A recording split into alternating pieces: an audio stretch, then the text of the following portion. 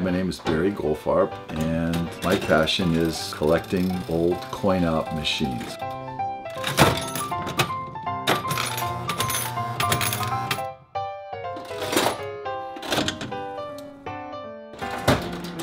The first slot machine I bought was about 40 years ago. I love the idea of the mechanical aspect of it and the gambling aspect, how they were kind of mixed together. And that's what got me really hooked on the hobby. The idea that here's something mechanical, here's something that's actually a piece of art and a piece of history. This is the secret room.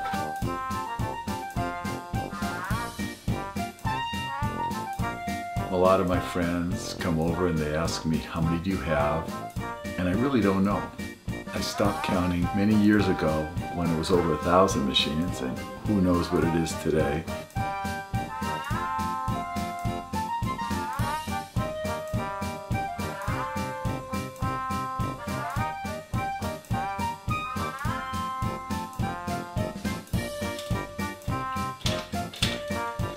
One of the main interests I had in collecting is the historical part of these machines.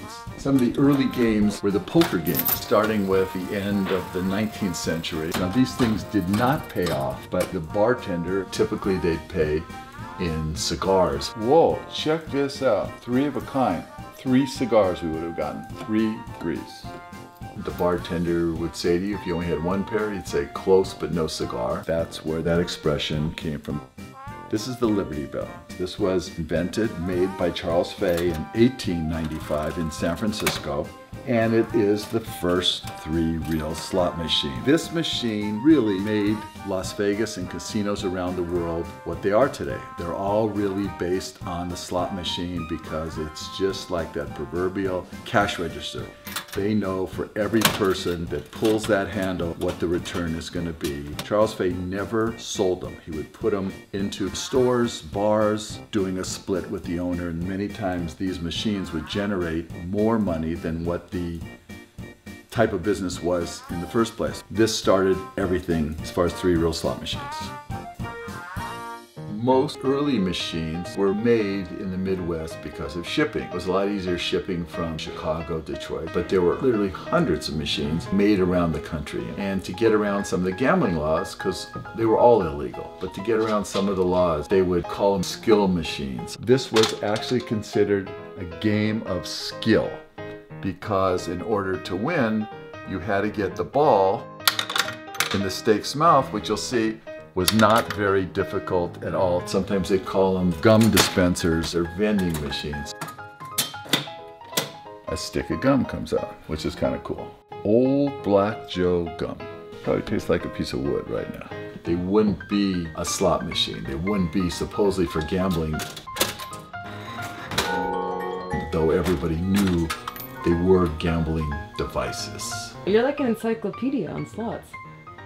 You said on sluts or slots? This is one of the first progressive slot machines. You'll see when you play it, how it happens to be a dollar machine, and every time you play, the jackpot moves up a dime. Fun machine. This is a Paces Races. The machine was probably one of the most popular machines. In fact, I remember when I was a kid playing this machine.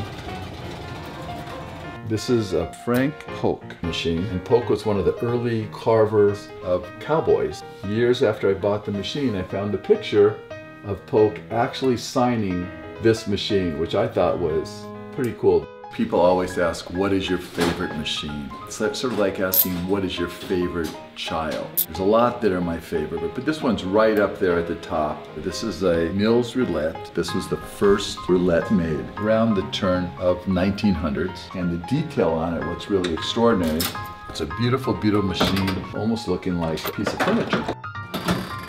We'll crank this thing up. And we got a red. We got a winner. To me, they're all pieces of art. You'll see the castings on the machine or the colors and the different things they did. And they really are things of beauty when you look at them. The consoles on these things are really beautiful. The wood, how it's inlaid. Oh, this is my wife's rear end. No, kidding. As soon as I met Barry, I knew he was a very unique person. When he started collecting, they didn't realize that it was going to be such a huge passion. He finds every coin op interesting and fixes it and knows the history of it. So even though it's not my thing, just seeing him have a hobby that he loves so much is really great. And I hope he starts collecting antique jewelry. Or maybe shoes. There's an old adage in collecting that says you run out of space before you run out of money. Space is definitely a problem. You literally hunt for every inch that you could probably cram something in where it still looks nice. As far as finding slots with the internet, with eBay, that's one way. There's auctions all around the world where things could be purchased. And just in our club, we have local clubs, we have a national club. When you're a collector, you're really thinking about it all the time. You really can't wait for the next find. I mean, that's the thing. It's always the challenge, the find, trying to get something different that you've been looking for over the years. And that does invigorate your soul.